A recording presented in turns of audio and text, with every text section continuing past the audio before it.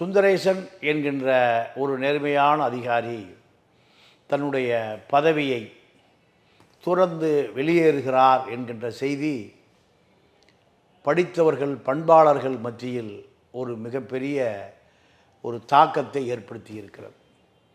புது வழியில் வந்து சொல்லுகிறார், என்னால் பணி செய்ய முடியவில்லை, எஸ்பி இன்ஸ்பெக்டர் பாலச்சந்தர் என்னை பழிவாங்குகிறார்.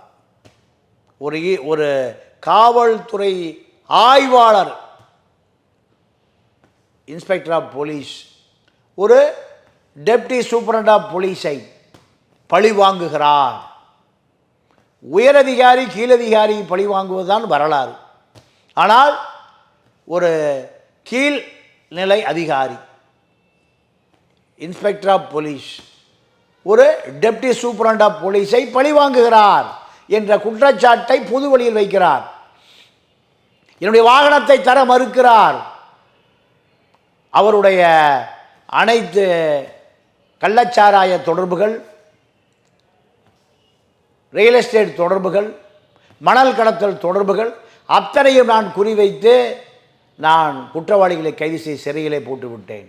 ஆனால் அதை அவர் ஏற்க மறுக்கிறார். என்னை வளைந்து போக சொல்லுகிறார். மயிலாடுதுறை மாவட்ட எஸ்பி ஸ்டாலின் அவர்கள், இப்படி நேராக நிற்காதீர், வளைந்து போங்கள், லஞ்சம் வாங்குங்கள், ஊழல் செய்யுங்கள், மணல் கடத்தல்காரட பணம் வாங்குங்கள், மது கடத்தல்காரட பணம் வாங்குங்கள், வளைந்து வளைந்து வாழுங்கள் என்று எனக்கு ஆலோசனை சொல்கிறார்.